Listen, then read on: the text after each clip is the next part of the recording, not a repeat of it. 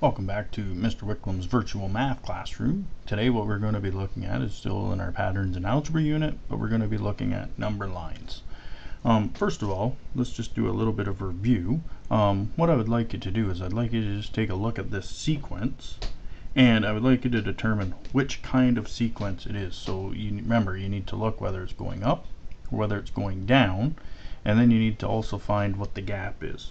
Okay, so what's the number in between the terms, because these are still terms. All right, anything in a pattern, any letter, any number is a term. So when we're looking at this pattern, what do you notice? It is which kind of a sequence? If you said decreasing sequence, you'd be correct, because as you can see, the numbers are going down, right? And so what is our gap going to be? What do you think our gap is going to be? So you need to take a look at the first number, look at the second number, and you need to count backwards.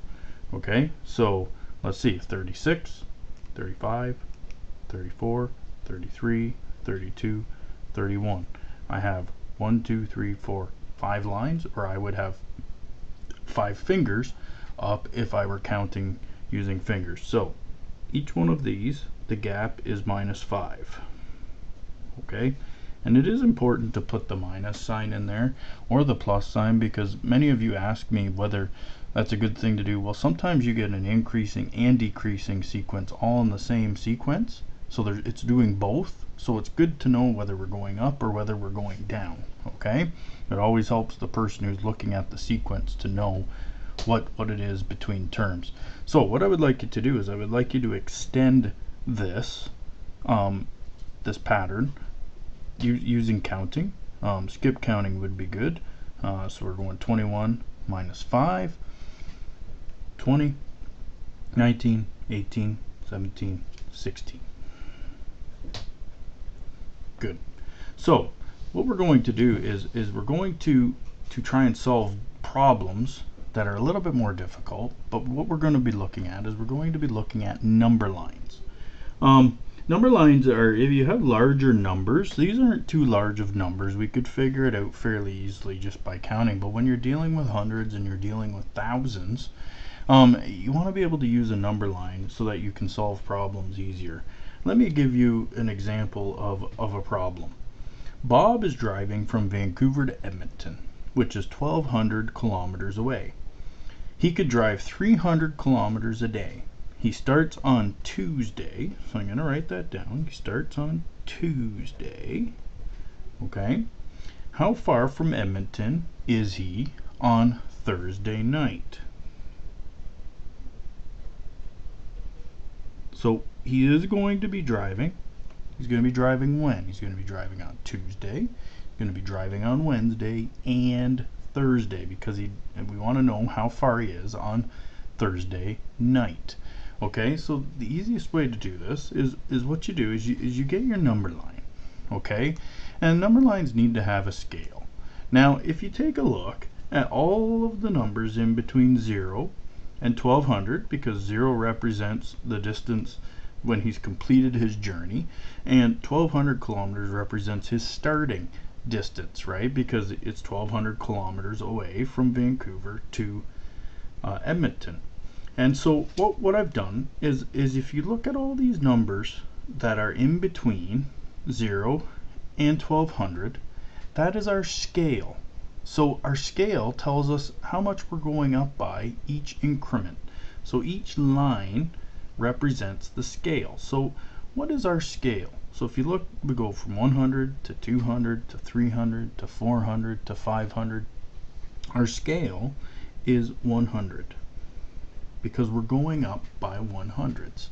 And you always want to use a scale that typically has between 8 to no more than 20 lines in it, because once you start doing that, that means that your scale is too small. So you want a good size scale and something that you can divide your length into. So for instance, we're going 300 kilometers a day. It's a 1,200 kilometer journey, and so 100 kilometer increments seems to work for us, because that gives us now 1, 2, 3, 4, 5, 6, 7, 8, 9, 10, 11 increments. So that's definitely in between the 8 and the 20. So let's figure out Bob's problem. Bob starts on Tuesday. How far does he drive again? He drives 300 kilometers a day. Okay, so he starts on Tuesday. So let's figure that out. So Bob starts Tuesday, and always start at the back end, because we want to know how far away he is. So if you start on the back end of the number line, then it gives you how far away you are, because when we do our jumps, you're going to land on how far away you are. If you start from here, then you have to do, if you start from the front, from 0, you have to do some subtraction in order to figure it out, because if you land here and you say, well, he's 900 kilometers away, that's not right. Okay, so let's start at the back end, because we're subtracting. Start at the back end. So he goes 300 kilometers a day. So there's 100, 200, 300. So he makes it here Tuesday. Okay, so Bob is 900 kilometers away, because this is, so if we look at our number line, and you're more than welcome to do this, is driving from Vancouver to Edmonton. So this is Vancouver, and this would represent Edmonton, because this would be our destination, is Edmonton. So 0 kilometers left means we made it to our destination. Okay, so on Tuesday he went 300 kilometers, so he's 900 kilometers away. Now he drives Wednesday. It's 300 more, so 100, 200, 300. So we're going to jump to here. So there's Wednesday. Okay, now what did our problem say? How far away is he on Thursday night? So we've done Tuesday, we've done Wednesday, now we need to do Thursday. 100, 200, 300.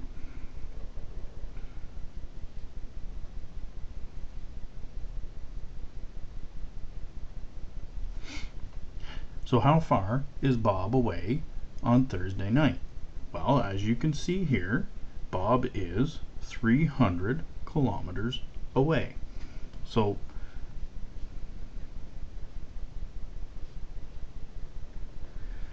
now if I asked you to extend this, when would Bob reach Edmonton? You could tell me. So he did Tuesday, Wednesday, Thursday. When would Bob reach Edmonton? Well, he drives 300 kilometers a day. 100, 200, 300. So he would reach Edmonton Friday night. So that's when he would reach Edmonton. So as you can see, if you went the other way and you started here, you'd go 1, 2, you'd go 3 jumps, and you would end at 900. Then you would have to subtract. Otherwise, what most of you do is you write 900, and that's not correct. That's how far he went. So when you're adding, start from the front. When you're subtracting, start from the back. Okay, let's do another problem. So it says here that a horse runs 30 kilometers per hour. Okay, so we'll write that down. 30 kilometers per hour. All right. It says an errand rider has to go to a fort that is 200 kilometers from the king's palace. Okay, so 200 kilometers away from the king's palace. How far is the rider from the fort after a 3-hour ride? Okay, so the rider's going to ride for 3 hours. Now, usually what we try to do is we try to find something that can divide between these two terms, because we're going 30 kilometers an hour and we need to go 200 kilometers.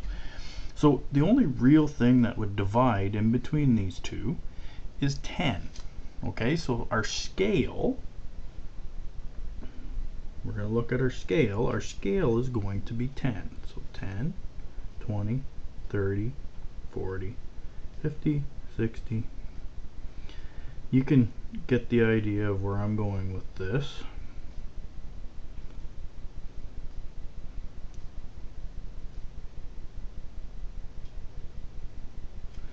Okay, so if we look at this, we have about 19 lines, which still fits between our 8 and 20.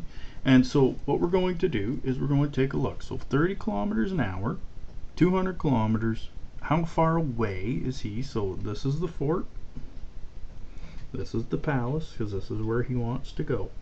Okay, so we're going to go for 3 hours. So he does 30 kilometers. So 10, 20, 30.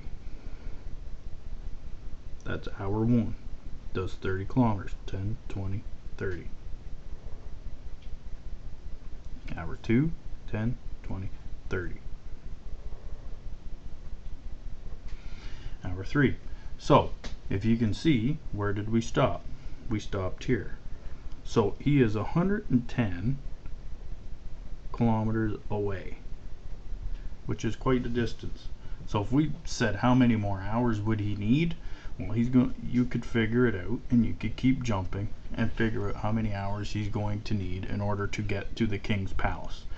Now when we look at number lines, what we do is we look at, there's 2 different rules that we need to follow in order to figure out our scale. So let's call them scale rules, okay?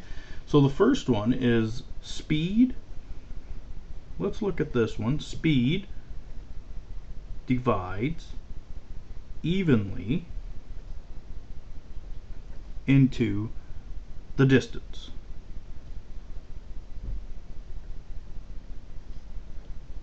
From home. So if we were looking at this and we said that the fort was 210 kilometers away, then we know that we could use 7 different lines, because then we could go by 30. So we could go 30, 60, 90, 120, 150, 180, 210. But it was 200, so the speed did not, so we could go X. So that rule does not apply. So then you go to B, and the B says speed does not divide